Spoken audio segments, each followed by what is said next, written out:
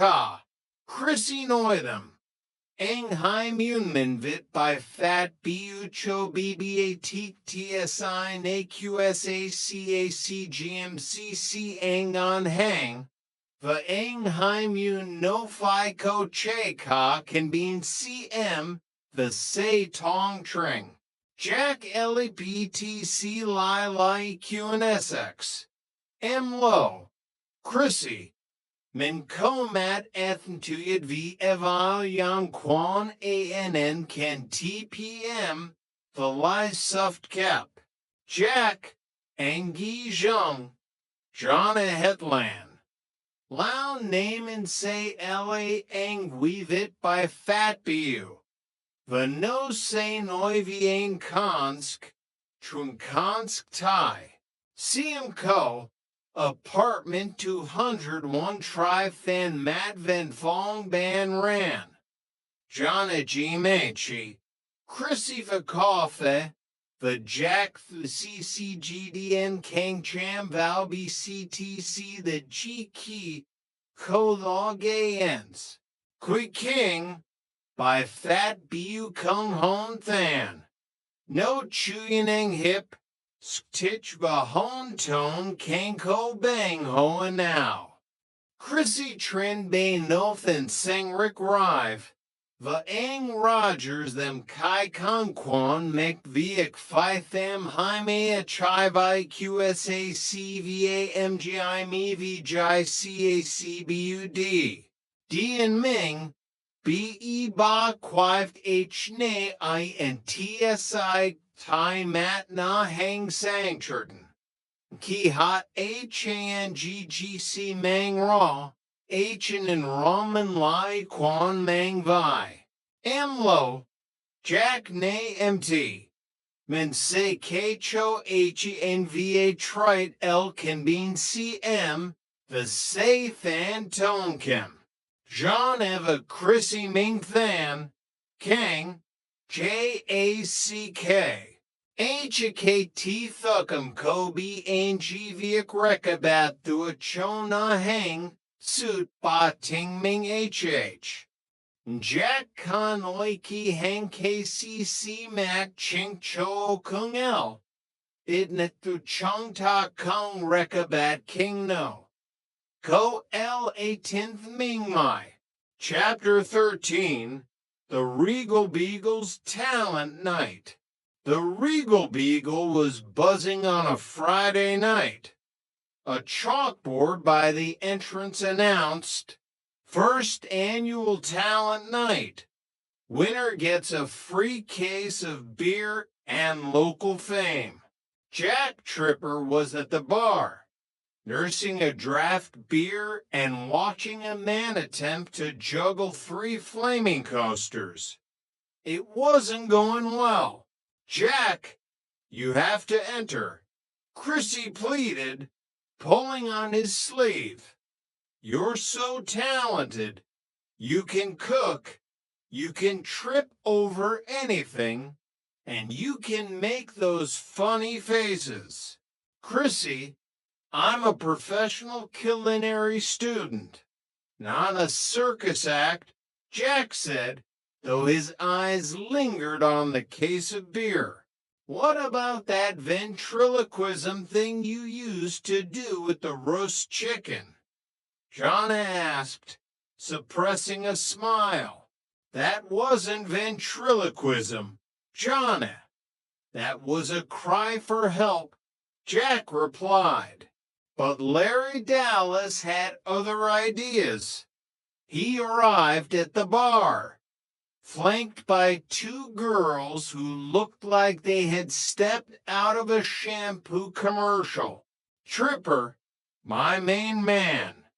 I told these ladies you're the best stand-up comedian in the tri-state area. Don't let me down. Larry, I'm not a comedian. Just get up there and tell them about the time you tried to bake a souffle for the Ropers. That's pure gold, buddy. Before Jack could protest, Larry had signed him up. 10 minutes later, Jack found himself under a dim spotlight on a small wooden stage. The crowd was restless. Hello, Jack started, his voice cracking. So, what's the deal with used cars? Right, Larry? Silence. Larry gave him a thumbs up. Jack panicked. He decided to do physical comedy. He attempted to mimic Chef Maurice filleting a fish. He grabbed a napkin, a fork, and a salt shaker. And here we have the oceanic elegance. Jack shouted, doing a high-pitched French accent. He moved his arms so frantically that he caught his sleeve on the edge of the bar. As he tried to pull away, he spun around, tripped over a stray bar stool, and landed face first in a bowl of pretzels. The room erupted, not in laughter, but in cheers. He's a genius, someone shouted. He really sold the fall. Jack sat up, a pretzel stuck to his forehead. He looked at Larry. Larry was beaming. You won, Jack. You won the case of beer. As Jack dragged himself off the stage, Helen Roper walked up to him. That was the best impression of Stanley trying to fix the sink I've ever seen. Jack, you captured his incompetence perfectly. Actually, Mrs. Roper, I was being a French chef. Of course you were. Dear, of course you were. Chapter 14, The Fitness Craze. The late 70s were the dawn of the fitness revolution. Suddenly, everyone in Santa Monica was wearing leg warmers and headbands. Even Stanley Roper was caught doing a half-hearted jumping jack in the courtyard. I'm getting in shape, Helen, Stanley declared, gasping for air. I saw a commercial. A man is only as young as his hamstrings. Stanley, your hamstrings are older than your car, Helen noted.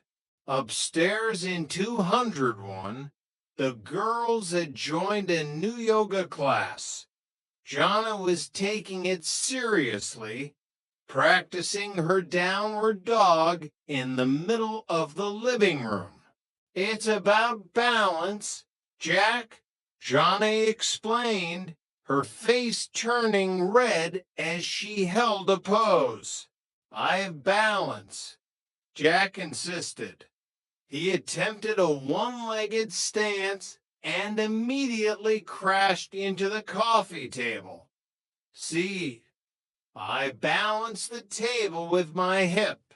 Chrissy walked in, carrying a large, vibrating belt machine she had rented from a store. Look, you don't even have to move. It just shakes the fat away. Jack watched as Chrissy stepped into the belt.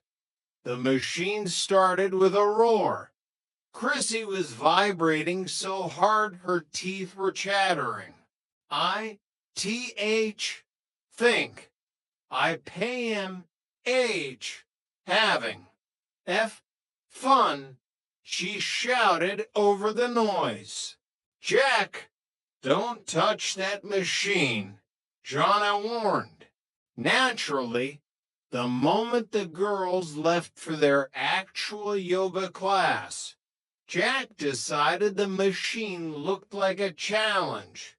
He stepped into the belt and turned it to the pro athlete setting. The machine didn't just vibrate. It bucked like a mechanical bull. Jack was tossed around the room, the belt dragging him toward the kitchen. He grabbed the handle of the refrigerator to steady himself, but the machine's power was too great. The refrigerator door flew open. A carton of milk fell. A bowl of Jack's